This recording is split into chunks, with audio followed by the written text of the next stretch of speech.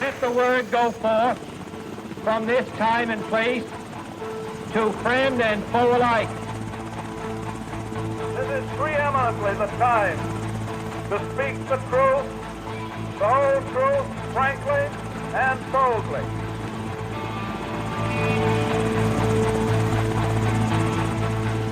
History doesn't have to be boring, buttoned up, or inaccessible.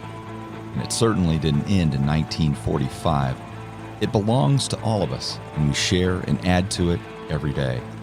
Welcome to the History A Go-Go podcast, where I interview interesting guests, cover a motley crew of topics, and it's a place where you can sit, think, and drink all at the same time. I'm your host, Rob Mellon. What I now want to say to you, my son, is meant for when you're a grown man. The now mighty invaders will have been thrown out of our land for quite some time. I hope you will be living in a free land where the people are truly governed by themselves and for themselves.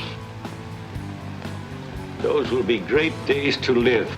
Those will be great days to live. In a land where all the men and women and children will have enough good food to eat, and time to read and to think and to talk things over with one another for their own good. When such great days do come, don't forget that freedom is not something one possesses, like a hat or a piece of candy. The real thing is fighting for freedom. And you might remember me, not because I've been your father, but because I also died in this great fight. Because I also died in this great fight. My guest today is Dr. Robert Gervarth. He is a professor of modern history at University College Dublin in Ireland, and he is the director of the Center for War Studies. For his work on political violence in the 20th century, he has received major research grants from the European Research Council, the Guggenheim Foundation, and the Irish Research Council. Professor Gervarth is the author of The Bismarck Myth and The Vanquished: Why the First World War Failed to End. His work, Hitler's Hangman: The Life of Heydrich, is a chilling biography of the head of Nazi Germany's terror apparatus, a key player in the Third Reich whose full story had never been told until now. Of Hitler's Hangman, Timothy Snyder of the Wall Street Journal writes, "This admirable biography makes plausible what actually happened and what makes human what we might prefer to dismiss as monstrous." And we are very pleased to have the decorated historian with us today. Welcome, Dr. Gervarth. Hello, thanks for having me on the program. Well, you chose a pretty interesting character to be the central part of your book here. Thomas Mann called Reinhard Heydrich the man with the iron heart, and I believe Hitler agreed with that assessment. So how cold-hearted does someone have to be considered to have an iron heart by Adolf Hitler?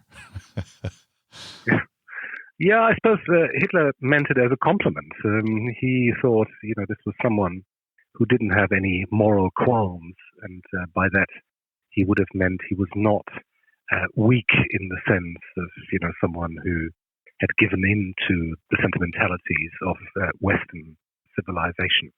So for Hitler, Heydrich was a sort of perfect tool to implement some of the most sensitive policies, notably, of course, the persecution of the Jews and the murder of Europe's Jews during the Second World War. He was someone who could be trusted, who was ideologically reliable, and who didn't seem to have what most people would consider a moral conscience.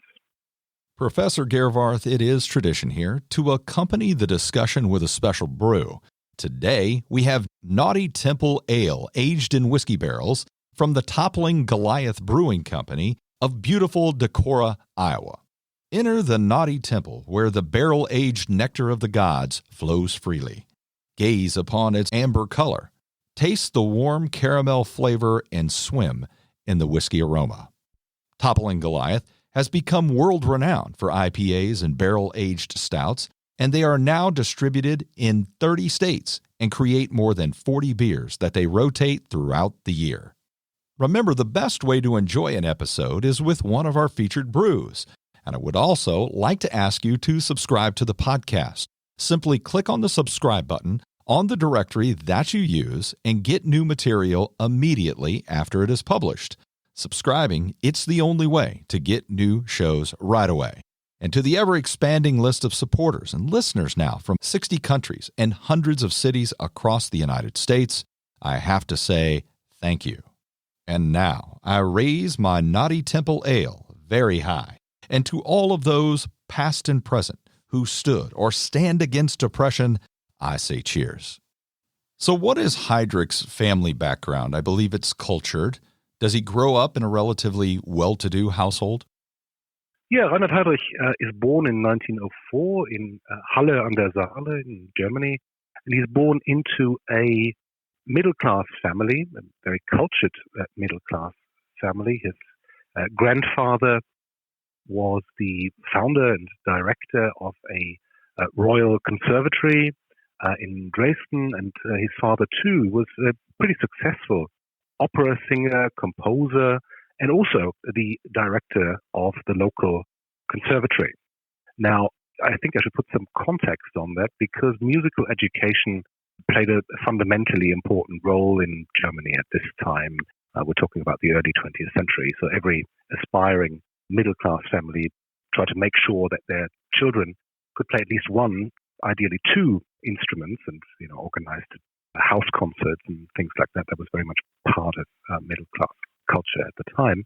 So as the owner of the only conservatory in the medium-sized city of Halle, there were lots of people who sent their children to the Heydrich family, to the conservatory, and as a result of that, they actually earned quite a lot of money. They lived in a large house, there were servants, there were nannies, that sort of thing. So he certainly didn't come from a deprived background, and there was a lot of music in his life. He himself learned how to play the violin and the piano, obviously taught by his musically gifted parents, and there was relatively little unusual about his childhood. Perhaps the only thing is that the Heydrich family was Catholic, which was quite unusual because Halle was sort of based in the Protestant heartlands of Germany. So that is the only thing that makes him a bit of an outsider, but it doesn't seem to have had a kind of major effect on him.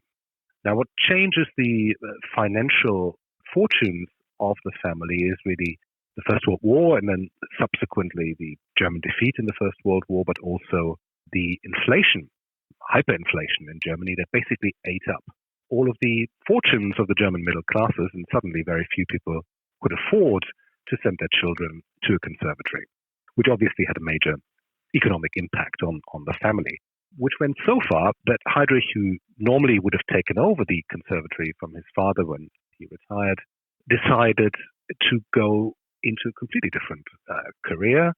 He decided to join the German Navy, which was, again, quite unusual. Very few people from Halle went to the Navy. It's quite far from the sea, and also at the time, of course, the German Navy had just been reduced very significantly in size as a result of the Versailles Treaty.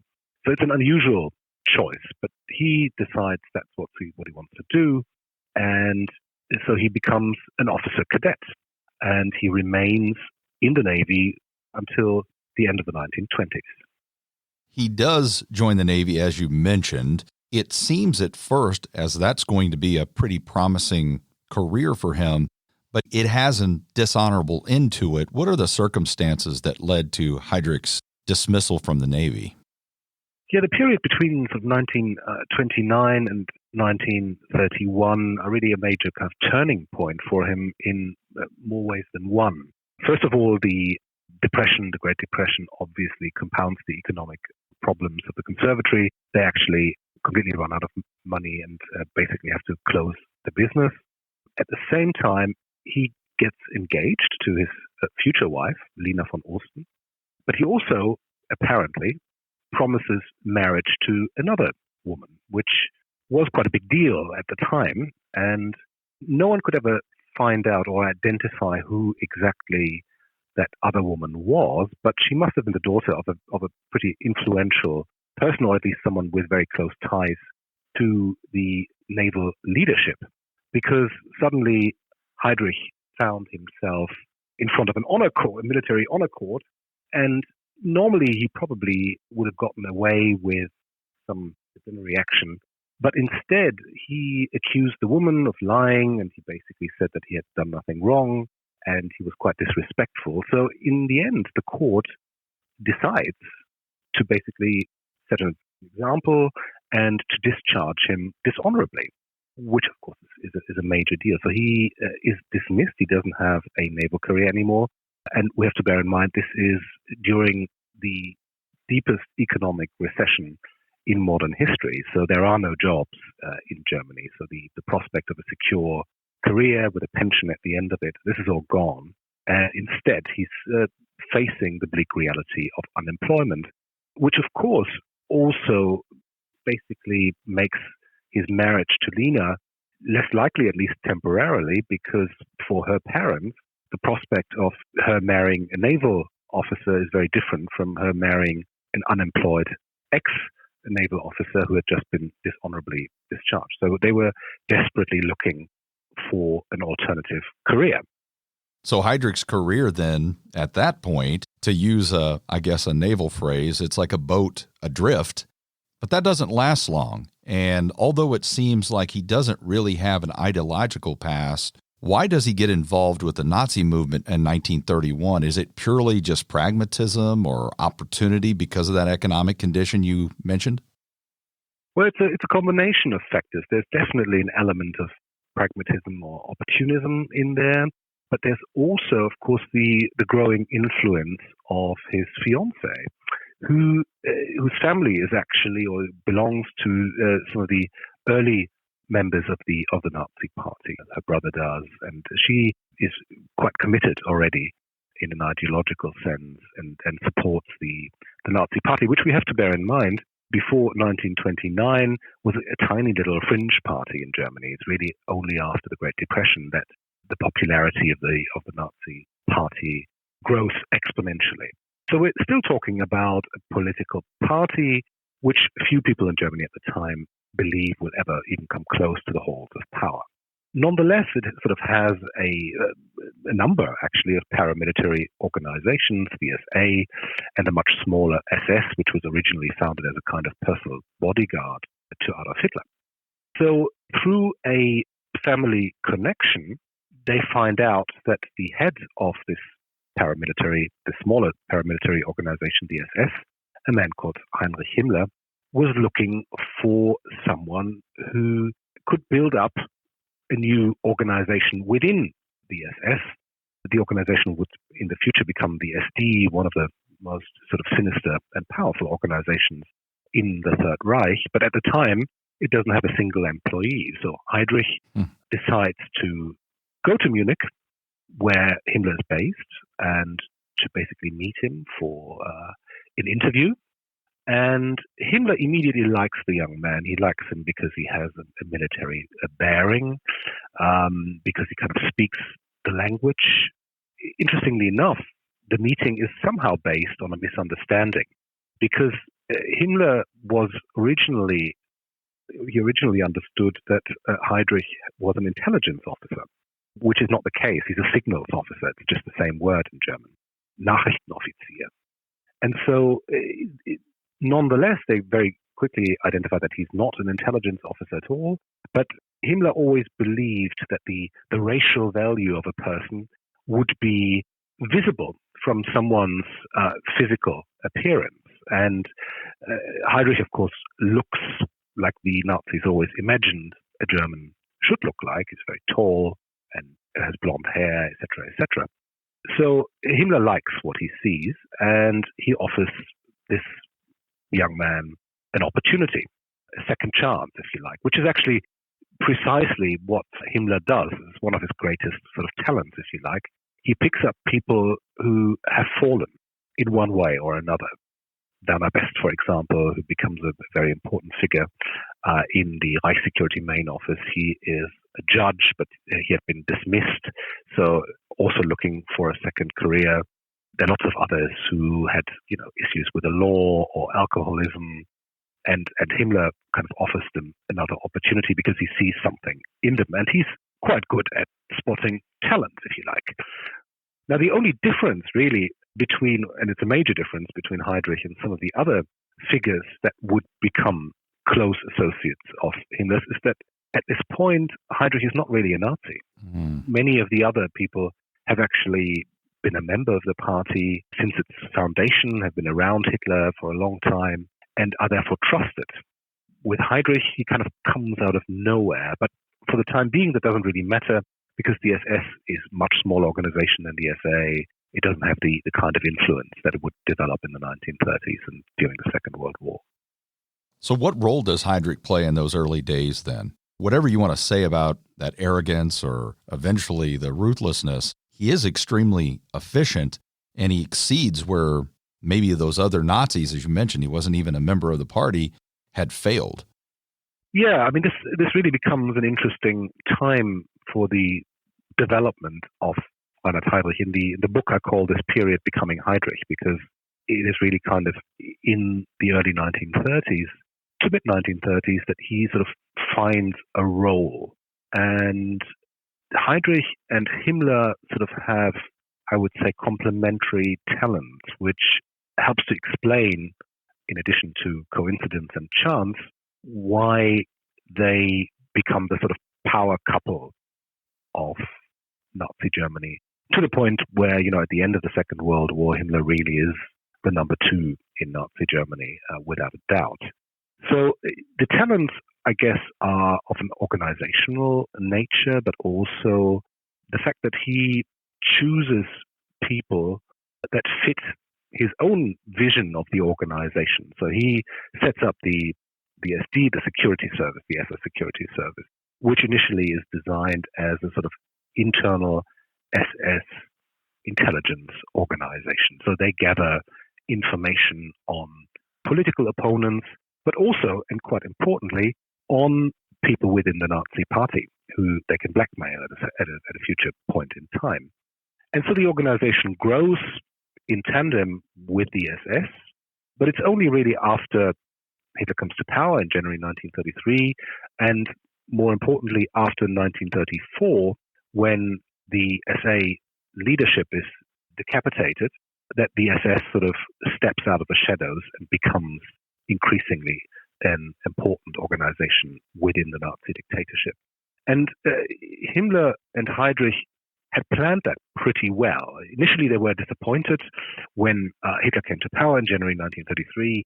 There were no offices awarded to either Himmler or Heydrich. So what they do is, because Germany is a federal state, each state has its own police force and also its own political police force, they basically pick up one after another. So they take over the state's political police forces, culminating then in the takeover of the Prussian political police, the Gestapo, right, which of course had existed prior to Hitler's seizure of power. It was an organization that basically looked at political crimes. But now, of course, it's staffed increasingly with people who are on the same ideological side as the leaders of the SS. So that is quite an important step. And during that time, they specialize in prosecuting communists, which is the first priority of the Hitler regime, because the communists are the ones that are actually capable, have the organization and the determination to put up armed resistance. So rounding them up, arresting them, expelling them, or murdering them is kind of the absolute priority of the regime, even before they start moving on the Jews as internal enemies. And then sort of by the mid-1930s, really, the political police force, which is now firmly in the hands of Himmler and Heydrich, is starting to run out of enemies because they've all been arrested, right? And this is when they really start to move into anti-Jewish policies. They obviously know that is a priority area for Hitler, even though nobody knows what that solution to the Jewish problem might look like. Even Hitler himself doesn't know that, nor does the SS leadership. But this will be a topic for Hitler in the coming years. They are fully aware of that, and they realize that if they want to keep Hitler's favor, that's an area where they should be seen as being particularly active. Which is when the Jewish desk really starts within the SS, and a man called Adolf Eichmann, for example, sort of becomes the Jewish matters specialist within Heydrich's organization, and obviously then subsequently grows into one of the key figures in the Holocaust and the unfolding of the genocide in future years. But that is not quite clear at this point. So the SS had proven in the early phase that it was particularly loyal to Hitler and Hitler alone, which was important because within Germany there existed, of course, different factions. Initially within the party, the various regional leaders were incredibly powerful and basically had kind of ran their own little fiefdoms. So it was important to be seen as particularly, unquestionably loyal to Hitler. And the SS had also helped, in the Night of the Long Knives, had helped to arrest and execute various leaders of the SA. So that in itself was also seen as a particular example of loyalty. So they had maneuvered themselves into a good place if the ambition was to grow the organization, which they did, and to create a kind of uniform terror apparatus within the Third Reich, which they do. So on the eve of the Second World War, they had created this central instrument, the so-called Reich Security Main Office, which basically is the roof organization for all the various terror organizations that the Nazis unleash, from the SD to the Gestapo, the increasingly politicized criminal police. So this is the central organ of oppression in Nazi Germany. And the head of that organization is Reinhard Heydrich. So Heydrich is involved in nearly all of those most horrible events early on in the regime in the beginning of the war. What's his role in Kristallnacht? Well, it's an interesting question, because it actually, I think, relates quite nicely to the power struggles that I described earlier on. So even 5 years after the seizure of power, the Nazis have not yet found a common line on Jewish politics. So essentially, all senior Nazis, of course, agree that the Jews in Germany, a relatively small minority, should be encouraged to leave the country in one way or another, either through force or by tightening rules and regulations as to make it as uncomfortable for them as possible. Many of these rules and regulations had been introduced really from 1933 onwards at a local level, so banning Jews from going to parks, for example, or using public facilities like swimming pools, to then in subsequent years taking away their driving licenses, restricting the professions that Jews could work in. So the intention really is kind of to make, as I said, it as uncomfortable as possible. And at the same time, there are sporadic outbursts of violence, nothing compared to what we're seeing then in Kristallnacht or the November pogrom. But the central figure here is actually Josef Goebbels, a particularly anti-Semitic Nazi leader, Reich Minister for Propaganda, and someone who had a special kind of interest in Jewish matters, or rather how to kind of accelerate the persecution of the Jews, even after the Nuremberg laws had been introduced, and which had made Jews basically second-class citizens in Germany. So in response to the assassination of a junior German diplomat in Paris by a Jewish man who originally hailed from Poland, or the family hailed from Poland, and he had basically, in response to the beginning expulsions of Polish Jews across the German-Polish border, in protest against that, he had decided to take a stand, and he shot a junior German diplomat in Paris. And this kind of coincided with the annual meeting of the leaders of the Nazi Party in Munich, where they were celebrating the memory of the crushed Hitler Putsch of 1923. So basically, they were usually every year they were celebrating the martyrs of the Nazi movement.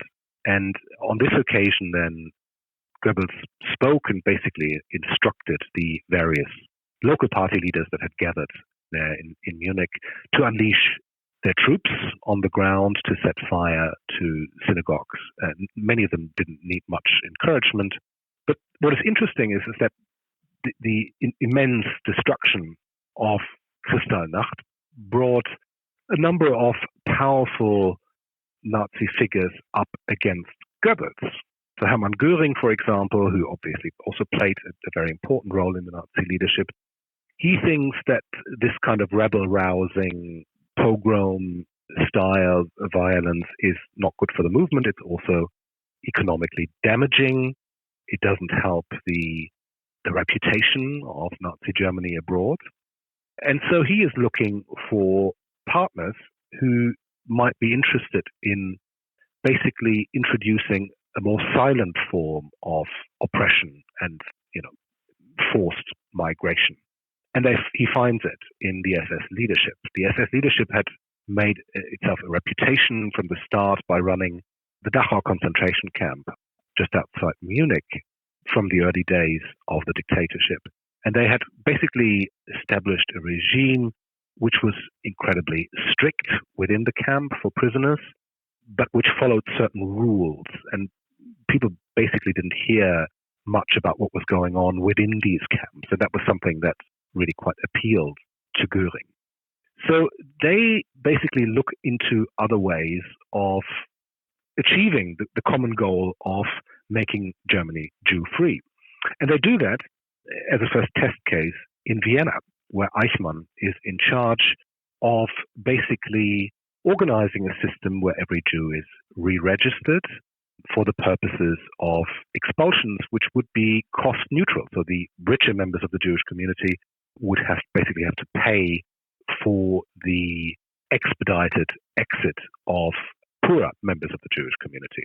So that's the model. That's the model that will subsequently be introduced all over Germany. So it's really about stepping up migration of Jews from countries that are willing to accept them. And basically by doing that and by pursuing this policy successfully from the perspective of Hitler, they recommend themselves as the ones who should be in charge of Jewish policy. The November pogrom is in many ways a setback for Goebbels and an unexpected triumph for the SS leadership. How much of Heydrich's actions and beliefs are tied to his personality or ambition or psychology? I even though I know that's tough for an historian. And how much is due to just the times or the conditions or the circumstances in Germany that you mentioned in the 20s and then the 30s? Yeah, I'd say it's a combination of the two. I mean, obviously the circumstances shape the personality as much as anything else, but it would require a certain personality to even go close to some of the tasks that Reinhard Heydrich was put in charge of, and to accept them and to accelerate these policies of persecution. Now, as a personality, he is very much a kind of a cold fish. He's quite a loner. He doesn't have many personal friends. He's ragingly ambitious, not just in his work life, but also as a competitive fencer. So he's extremely competitive. And I think he has the radicalism of the late convert. He is someone who came to the Nazi organization late, as I said earlier on, who comes into the SS as someone who has no real kind of background in nationalist movements or violent nationalist activism in the 1920s, whereas all the people around him do have that kind of background.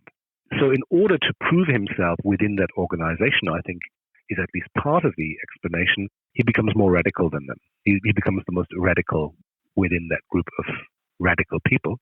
But by combining a certain shrewdness, he isn't kind of radical for the purpose, for the point of being radical, but he kind of employs that quite strategically and in areas where he is aware that both Himmler and Hitler, as the people he works for directly, that they would approve that. And what Himmler and Heydrich do often is to, Heydrich would make a purposefully radical proposal at a certain moment in time just to kind of test the waters.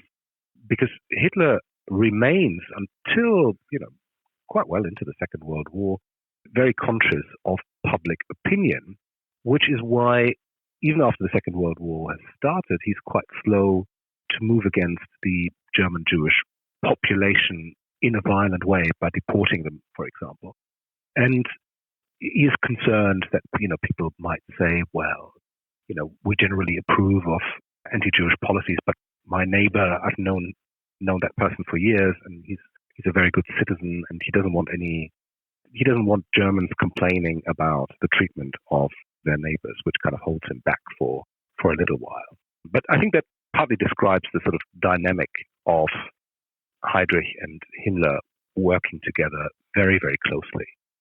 I mean, he puts Heydrich in charge of some of the most sensitive areas of Nazi policymaking, which then, of course, during the Second World War, includes responsibility for finding a solution to the Jewish question. And speaking of that specifically, in 1940, they take France, and then, of course, they have access to some of those colonial holdings like Madagascar, and they have a deportation plan to send Jews to Madagascar. And they had these other plans, and eventually they even have extermination plans, but those are not working fast enough, I guess. So what's Heydrich's role in the Wannsee Conference, which was held January 1942, and what role did this conference play in the overall Holocaust? Yeah, these are all kind of developments that happen from the beginning of the Second World War onwards. The SS and Heydrich's kind of Jewish experts in particular, feverishly looking for solutions to a problem that they themselves have created by invading other countries. So up until 1939, the real number of Jewish people living under Nazi rule is getting lower and lower. But from the day onwards, they invade Poland, they're suddenly adding millions of Jews to basically the area which they are now controlling. So from Heydrich's perspective, the Jewish problem is getting bigger, not smaller, and that is not acceptable for someone who's trying to prove that they can find a solution to this. So for the time being, they're looking at various, what is often referred to as territorial solutions. So the thinking is we're going to expel the Jewish minorities in these countries to the furthest extremity of the territories that we control. For a long time, that would be the eastern part of Poland, which they're thinking of. Then after the fall of France, as you say, Madagascar temporarily appears to be a potential solution, which of course is also a murderous solution because they are fully assuming that many of the Central European people will not adjust very easily to life on Madagascar. So there will be huge numbers of casualties because of disease, because of heat, lacking infrastructure, etc., etc. So that is kind of part of the calculation already. But the Madagascar plan disappears as quickly as it appeared because the war with Britain continues, and with Britain largely controlling the seas and the sea routes to Madagascar, that is simply not a possibility. And also then at the time, they are increasingly thinking of waging war against the Soviet Union, which is, of course, the most important enemy to Adolf Hitler. And it also, the Soviet Union controls territory which Hitler wants as living space for a largely imagined surplus generation of Germans. So from 1941 onwards, the escalation process happens very quickly. Jews had already been killed in Poland previously, but now these kind of mobile SS task forces, which play a very, very important role in the Holocaust, particularly until the building of stationary gassing facilities. And these mobile SS squads would move behind the army lines and then basically identify, often with the help of local collaborators, the Jewish populations and kill them in face-to-face shootings. So that remains the kind of dominant form of killing Jews for quite some time. And it doesn't take very long before the range of people that are included in these executions, these mass executions, is broadened significantly. So initially they kill Jewish men of military age, but then very quickly individual SS task force leaders begin to include women and children as well, which increasingly means that they have adopted a genocidal strategy to eradicate, in this particular case, Russian Jewry during the war. So what happens then, January 1942, is that Heydrich invites representatives of various institutions, government institutions, but also representatives of the occupation regimes, notably in Poland, to a conference on the outskirts of Berlin to coordinate the various strategies and anti-Jewish policies that are already in place. So for a long time, people thought that this was an important moment of decision-making in terms of the Holocaust, but more recently, historians have begun to say, well, this is really primarily about coordination. It's also about Heydrich wanting to communicate very clearly that he's the person who is in charge, who has been put in charge by Hitler via Goering of finding and implementing a solution to the Jewish question in Europe. It's a question of the scope of the exercise.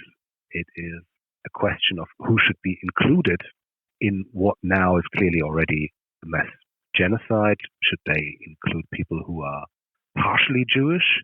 If so, what part of a Jew is basically equal to death sentence? So they actually have a fairly lengthy conversation about this. If you're a quarter Jew, are we killing 3/4 of a German, or do we have to imagine being Jewish like a virus? And once you're infected, there's no antidote. So yeah, basically it's about the coordination, and it's about also reminding people who's in charge, because at this point there are various individuals, organizations that are all vying for power. So if you are like Hans Frank, if you are the general governor in Poland, and also in his case the former solicitor of Adolf Hitler, he has he can ring him up any time. He has immense power. But within his general government in Poland, there are also other organizations operating like the SS, and the SS says, well, Jewish policy has been handed over to us, so you don't have a say in this. So it's about power as much as anything else, really. And this is really about Heydrich saying, okay, the SS is in charge, and we're going to coordinate this better in order to get to where everyone in that room in Wannsee subscribes to, which at this point is very clearly no longer just the persecution or expulsion of Jews. It's about the systematic mass murder of every Jewish man, woman, and child that they can get their hands on. So the complexity of that you mentioned, and all the different ministries and organizations in the government that are involved, based on that, how does one weigh Heydrich's role in the Holocaust or Nazi Germany compared to others like Himmler or Goering or Goebbels? Yeah, that's actually, it's a very good question. We know that Heydrich's apparatus is where most of these initiatives that we discussed earlier on emerge from, the kind of many of the territorial solutions. Heydrich's apparatus is in charge of the SS task forces, which are most directly involved in the mass killings of Jews in Eastern Europe at the time. We also know that Hitler speaks repeatedly with Himmler and Heydrich around the time when some of the key decisions are being made in terms of the escalation of more selective mass murder to full-blown genocide. So obviously only Hitler could authorize that kind of escalation. So if Hitler had said, no, we're not doing this, then it would not have happened. And therefore, at the end of the day, he, bears central responsibility, obviously, for all the crimes committed during his dictatorship. But within that dictatorship, there are, I think, different levels of responsibility, and certainly that of Himmler and Heydrich outweighs that of anyone else. But having said that, Of course, you cannot organize and execute a genocide of that scale without lots of other actors, all the way down to, the camp guards and people who partake in these SS task forces, which are often kind of recruited from ordinary policemen all the way to die-hard ideologues. So in order to run a system of that scale, you need buy-in at different levels and different levels of responsibility for it. But if you look at the overall design, of course, Heydrich and Himmler are responding to an evolving situation. So, for example, in January 1942, of course, the Nazis had actually hoped that by this point they would have already defeated the Soviet Union. The entire military campaign was kind of designed on speed, and in late autumn 1941, they are at the gates of Moscow, and there's mass panic in Moscow. People talk about evacuation or potentially even, setting fire to the city. But, then obviously the weather changes dramatically and they get stuck. Also, some poor decisions have been made by the Germans in terms of diverting military forces rather than just focusing on Moscow, or capturing Moscow. So there is a radicalization with every military setback, because even if that's hard to believe, in the imagination of people like Himmler in particular, it's all the Jews' fault. That war is the Jews' fault. The Jews were responsible for Germany's harsh treatment at the end of the First World War. Without them, there would be no Nazi movement. It would not have been necessary. And they've been operating clandestinely, basically and paradoxically, both towards communism. Basically, they believe that the Soviet Union is run by Jews, but at the same time, they also believe that Wall Street is run by Jews. So the Jews, in their mind, are agents, basically, of chaos. They want, one way or another, they are determined that Western society unravels and Western culture unravels, and then they will set up their own dictatorship and hold non-Jews as slaves. That's kind of their belief, and they act on it. So in that sense, the Jew is the central enemy in a large web of other enemies, Freemasons, communists, but the central one is the Jew. They convince themselves more and more of that. And every time there's a military setback, you actually see even further radicalization from already extremely radical positions. Some historians argue that if there were no Hitler, there would be no Holocaust. It seems a stretch to me. I mean, Hitler sleeps until noon and then eats lunch. I mean, he's not really carrying out these directives these people like Heydrich and others are. If there had not been a Heydrich, what effect would that have had on the nature of the final solution or the Holocaust? Well, I suspect, given the circumstances, another form of mass killings would have happened. It may have looked different. But of course, what we know is that after Heydrich is assassinated in Prague in 1942, the efforts at mass killings are even reinforced. The Holocaust continues to happen. And in fact, 1942 to 1943 is the sort of bloodiest year in the history of the Holocaust, the most murderous year in terms of the genocide. So I don't think it hinges on individual people, although I think that Hitler is still central in it, even though you're absolutely right about his kind of work ethic. He's not, he's kind of the polar opposite in some ways to Stalin in that respect, who has quite a strong work ethic. But nonetheless, the entire regime, Ian Kershaw has described that very well, I think, the historian who wrote a big 2-volume biography, that the system rests on the concept of working towards the Führer. You think you're trying to second guess what Hitler might like. And in some ways, generally speaking, the more radical the proposal, the more likely it becomes that Hitler will say, well, that's a great idea, we're going to do that. And Hitler doesn't really do written orders, partly, I guess, because he is quite lazy. So he operates in a system where he would meet with the people who he has put in charge of certain policies. Hence, I mentioned the meetings with Heydrich and Himmler on various occasions, just as the Holocaust escalates.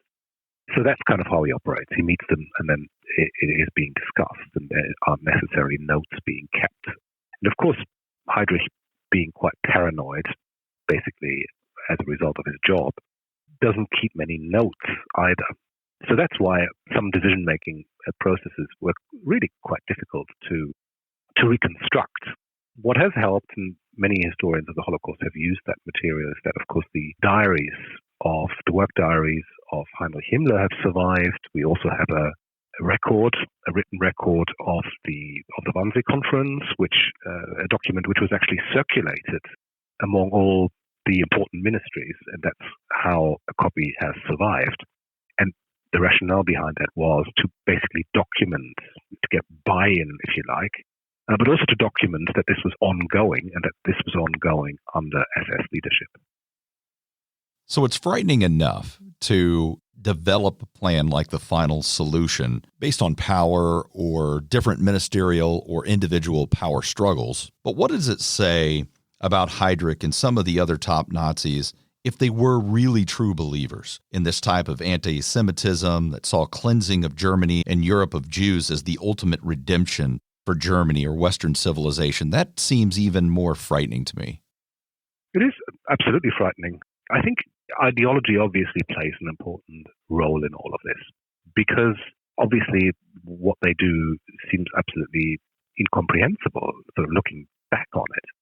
But what is perhaps an interesting way of looking at it, just in order to understand it, is that from their point of view, they have a completely different moral system.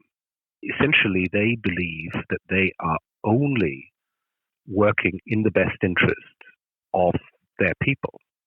Heydrich himself very often kind of refers to them being like the garbage men in Nazi society, because essentially they're carrying out work that no one else wants to do, but it's essential work, right, for hygienic purposes.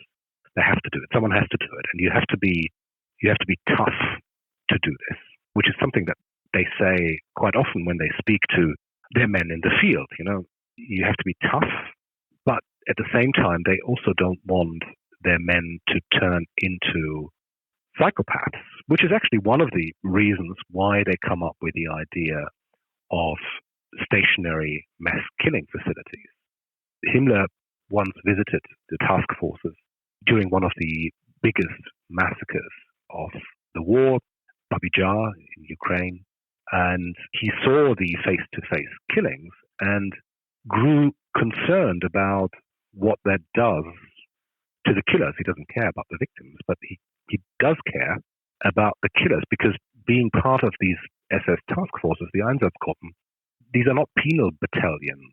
Essentially, they are led by kind of rising stars within the Reich Security main office. This is basically their opportunity to prove their commitment in the field, and the idea is that these people will subsequently return and assume leadership positions, even further higher up. So this is a kind of a test of endurance and determination, but they don't want to turn these people into psychopaths who then run around and kill Germans at home. So he's concerned, and therefore, gradually over time, they develop camps that are purpose-built for one purpose only, namely to kill as many people as possible in as short a time as possible. And there's a division of labor, which is not the case when you are commanding a relatively small group of men shooting other humans at close range, right? So the SS doctor who makes the selection on arrival of a train in Auschwitz basically makes a decision on whether these people are fit enough to work. But he doesn't. Of course, he kills them indirectly, but he can say to himself, well, I didn't put them in a gas chamber. I didn't put on the gas. I didn't even see the bodies. Not that it would have mattered, because these people were fundamental believers in the project, but nonetheless, it makes the burden somewhat lighter on the killers. So that is one of the reasons. The second one is that it's, of course, much more efficient to have a stationary facility where you can kill thousands of people, very quickly, and then subsequently cremate the evidence, essentially. So they're taking it to another level, which goes hand in hand with the ambition to clear all of Europe of the Jews.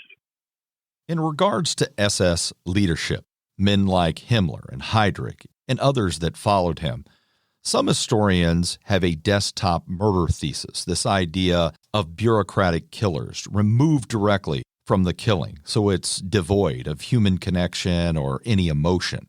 Based on what you have said, though, about men like Heydrich and Himmler, it doesn't seem like you would adhere to this emotionless bureaucratic killer's thesis. Well, I say the organization had both. I mean, Eichmann is not really a kind of in-the-field kind of man. He is more of a desk perpetrator.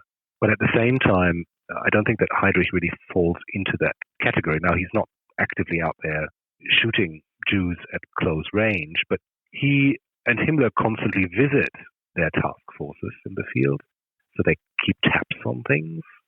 They're constantly out there. Heydrich is, he basically stylizes himself into this kind of man of deed. He sometimes flies raids and stuff because he really feels like he's a soldier first and foremost, and almost feels deprived of not being able to fight in that war.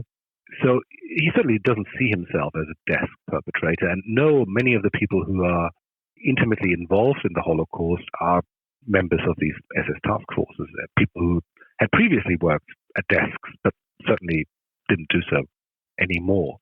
So I think it depends on the individual that you're looking at. And it's similar with Himmler, who really kind of likes wearing a soldier's uniform and, soldierly bearing. And it is one of the characteristics of that particular generation that none of them had actually seen active service at the front in the First World War.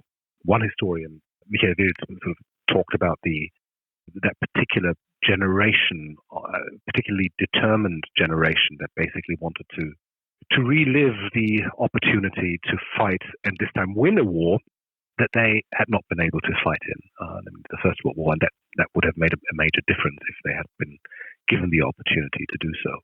So it is also something that I think many people are not conscious of.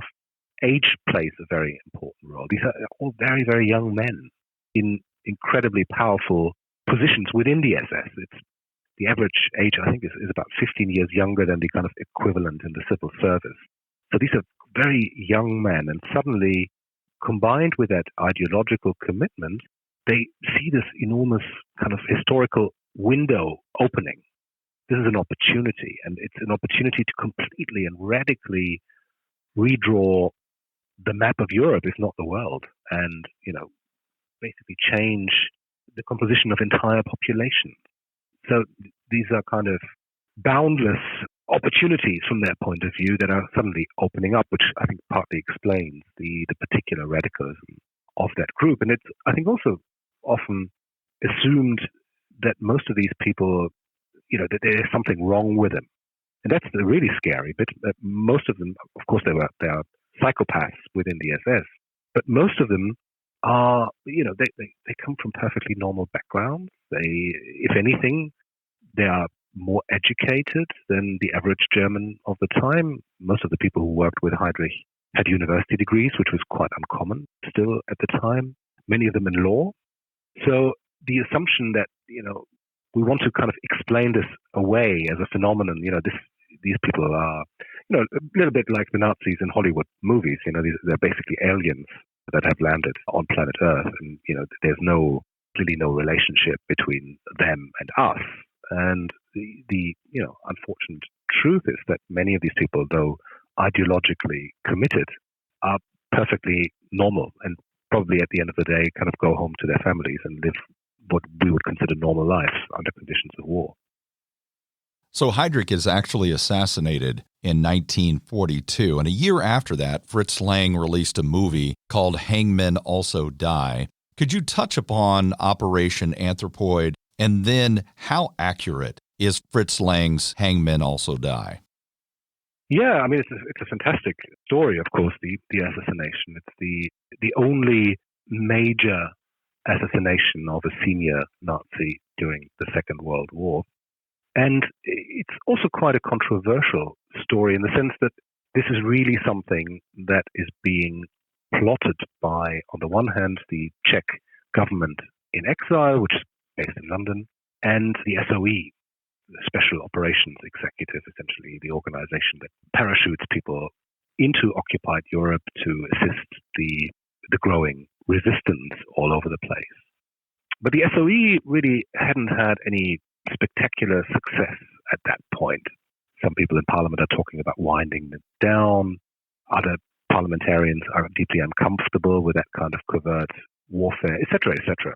So they basically team up with the Czech government and they say, okay, we must do something spectacular, which solves our problem for the SOE, but also your problem, because at this point, the Munich Agreement that handed very significant territories of pre-war Czechoslovakia to the Germans was still in force. So essentially the Czech government in exile wanted to make sure that London and Paris would publicly state that after the end of the war, the former state would be recreated, ideally with the people who are now in London in government. So the idea then was to assassinate a senior Nazi. And paradoxically, Heydrich sort of was an obvious candidate for that. On the one hand, of course, highly prolific, particularly in circles that knew about the Nazi regime. He probably wasn't, as well known before the assassination as he was afterwards. But in intelligence services, they knew that this was kind of not just an extremely powerful man, head of the political police in Germany, but also kind of the coming man, if you like, who happened to be in Prague at the time, because from September 1941 onwards, he had also inherited the role of Reich protector of Bohemia and Moravia, was therefore in charge of the occupied Czech lands. And they also knew that despite his responsibility for drafting regulations for security, for all the other senior Nazis, never used any security himself. So he basically, at this point, felt pretty untouchable, drove around Prague in an open car, only accompanied by his driver, generally using the same route from his house, his estate just outside of Prague, to Prague Castle, where his office was. So, an ideal target for anyone who wants to stage an assassination. Now, what is interesting is that Heydrich was actually right in terms of his assessment. He believed that the Czechs would not dare to touch him because they were worried about the consequences of an assassination.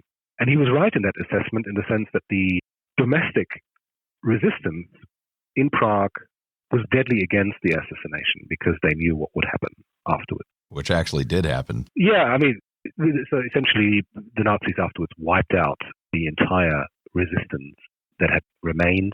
They destroyed 2 villages, the most famous one, of course, Lidice, killed all the inhabitants except for a handful of children. Many children were also killed, but some of them were handed over for adoption to families back in Germany, and then they razed it to the ground.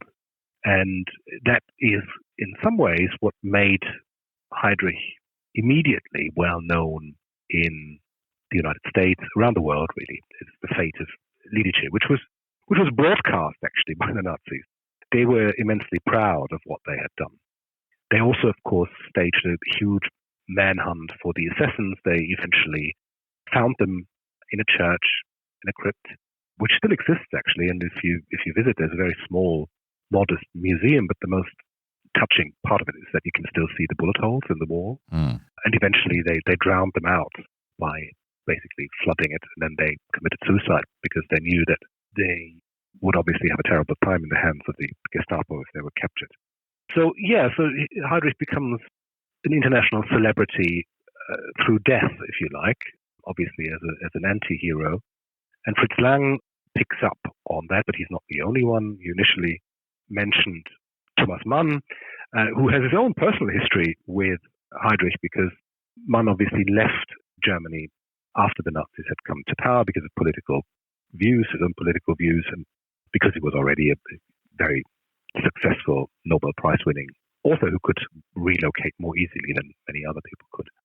But they had run-ins because, of course, Heydrich's political career started in Munich, and Mann's house in Munich was confiscated, his possessions, etc. So they had a personal history, as well as, of course, Mann being aware of his presence. And he there's a famous BBC recording where Mann basically celebrates the death of Heydrich as soon as the news breaks. And there are, Langfilm is not the only one, actually. I think it's a great movie. One should see it. Obviously, it's dramatized, but it's war propaganda, of course, as well. It's actually a collaboration with the communist playwright Bertolt Brecht. So obviously there's ideology in that as well, but it's a remarkable kind of document of its time. There's no shortage of films about the assassination in particular. In recent years, there were several, actually. I think the film Anthropoid was the last one that was produced, which is the name of the operation, which, just to kind of finish that thought, an operation that was entirely organized from London. Then the parachutists are dropped into the territory. They hide there and basically look for the best place to carry out the assassination. And when the domestic resistance finds out about their plans, rather by coincidence, they kind of send begging notes to London saying, can you call it off? And they don't. And the assassination is successful. There's a bit of luck involved as well, because Heydrich is not actually mortally wounded at the time. He would die of a blood infection because there was no penicillin available in Germany at that point in time. So he succumbs to a blood infection at the end of the day. Nonetheless, it is, of course, a very important moment in the history of the war, and one that was forgotten in Czechoslovakia, or suppressed, shall we say, as a memory until the fall of the war.